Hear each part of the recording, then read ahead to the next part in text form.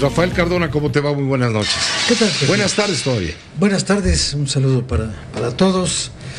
Pues, Pepe, resulta sumamente preocupante lo que estamos viendo en relación con el asunto universitario, y a mí me gustaría destacar algunos puntos, entre ellos estas evidencias de las cuales todos hemos tenido testimonio y que nos ponen a considerar si en realidad todos estos servicios del G5 nos sirven como elemento preventivo.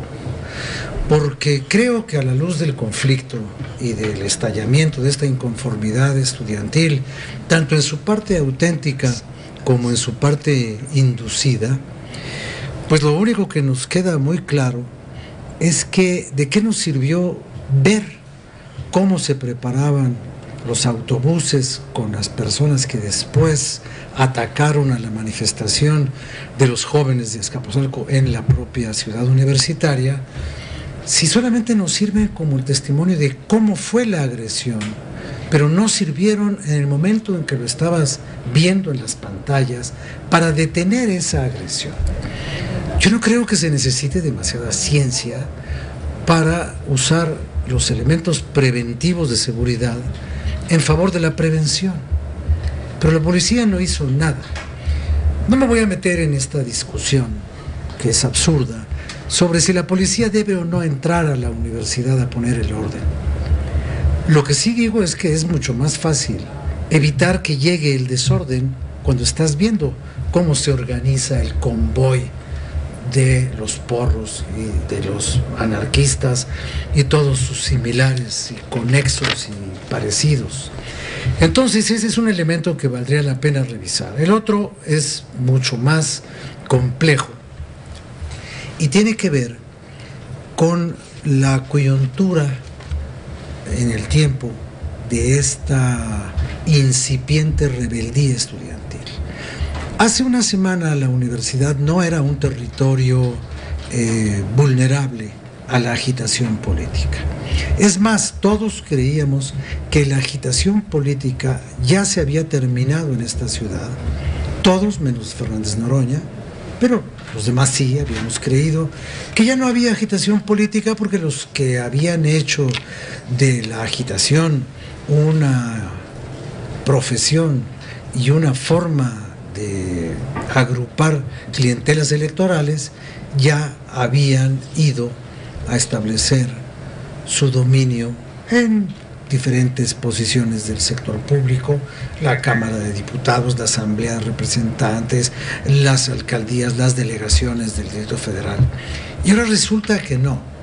Resulta que si tradicionalmente los porros tenían credenciales del PRI, como siempre se nos dijo durante toda la historia de los movimientos estudiantiles, hoy el PRI no tiene credenciales y las que tiene le sobran para repartir, porque tiene un miserable número de senadores y un pequeñísimo número de diputados y no tiene ninguna capacidad de organización política en la Ciudad de México.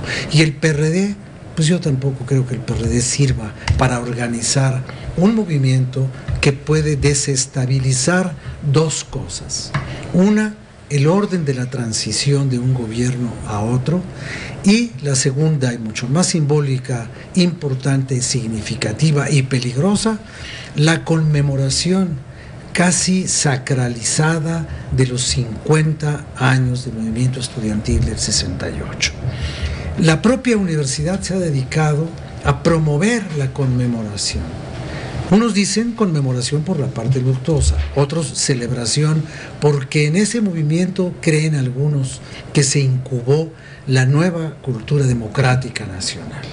Celebramos la insurgencia democrática, conmemoramos con dolor la represión del diazordacismo y la peor cara del PRI en toda su historia. Bueno, luego vino la de Echeverría, que también tuvo lo suyo. Pero quedémonos con esta. Y la única similitud que hay con lo de Echeverría es que también en aquella ocasión vimos autobuses de los cuales bajaban los golpeadores. ¿Quién está haciendo este movimiento? No lo sé, pero el rector nos ha advertido a todos que ya se extendió al Instituto Politécnico Nacional y en la Universidad Autónoma Metropolitana, lo cual me permite decir, todas las instituciones grandes de institución superior gratuita de este país están aquí en la capital representadas por esas tres grandes instituciones que hoy están en paro, en huelga, en agitación, en protesta. ¿Qué va a pasar de aquí al día 13 que se conmemorará también aquella marcha en la cual el rector de la universidad protestó por el bazucazo y el principio inminente de la represión?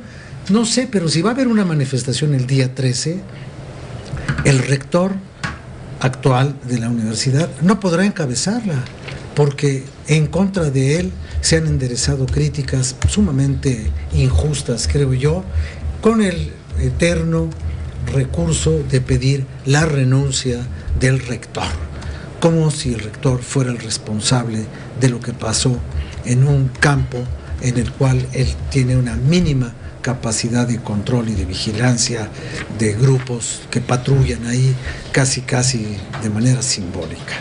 Entonces creo que es sobre esto que estás diciendo de los hace 50 años no había C5 ni cámaras en la ciudad para vigilancia, etcétera, pero había fotografías a través de los medios de información de cómo se movilizaban estos grupos en el clímax del movimiento del 68. Así es. Hoy hay cámaras de sobra para garantizar la seguridad de los ciudadanos, al menos eso nos dicen. Hay alarmas sísmicas, hay todo lo que quieras.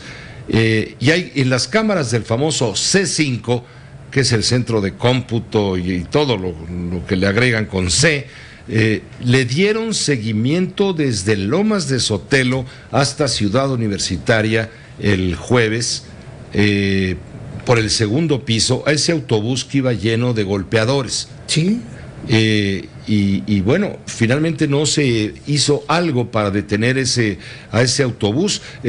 Tenemos el video, justamente lo pusimos ayer al aire, aquí en este espacio de noticias, el video donde se observa cómo va caminando el autobús arriba del segundo piso con estos grupos de choque que iban directamente a la Ciudad Universitaria, y no se hizo algo por parte de las autoridades para detener. Faltó inteligencia. Inteligencia no es que sean más abusados o menos abusados, faltó trabajo de información en términos de seguridad. Pues sí, Pepe, y no solamente tener la información, sino saber para qué te sirve la información que tienes. Ahí está la información. Como tú dices, los fueron siguiendo. ¿Y por qué cuando llegaron? Llegaron hasta las inmediaciones del estadio de Ciudad Universitaria. Exactamente. ¿Por qué ahí no había ya alguien que los estuviera esperando a ver de qué se trata, quiénes son, a qué vienen, cómo vienen, por qué vienen? Eso es lo que se llama un adecuado servicio preventivo, del cual la inteligencia es un elemento y sirve para algo. Pero si nada más sirve para que cuando ya pasaron las cosas nos enteremos de cómo no se evitó lo que ocurrió, pues entonces el C5 le ponemos otra C, porque está canijo, que sirve para algo, ¿no? C6, está canijo. Entonces, bueno, pues sí, ¿no? Y bueno, Pepe, creo que es un momento muy arriesgado para quien esté fomentando esto, porque los fenómenos de esta naturaleza, Pepe, no son espontáneos como la lluvia. No son cosas que ocurren nada más porque sí. La organización de grupos requiere un trabajo político. Alguien había dicho, bueno, pues es que primero los entrenas y después les quitas las cabezas y actúan por sí mismos. Yo no sé si eso sea cierto o no, pero es labor de la autoridad saber de dónde proviene el aliento y el impulso, el fomento y el patrocinio de estos grupos, porque de otra manera, en muy poco tiempo, pueden echar a perder todo este clima tranquilo de la transición de un gobierno a otro, y lo que es peor, pueden volver a meter a la universidad y a las instituciones públicas de educación superior en problemas de los cuales después es sumamente complicado salir. Gracias, Rafael. Gracias a ti, Pepe. Buenas noches. Gracias, buenas noches. Gracias por este cristalazo.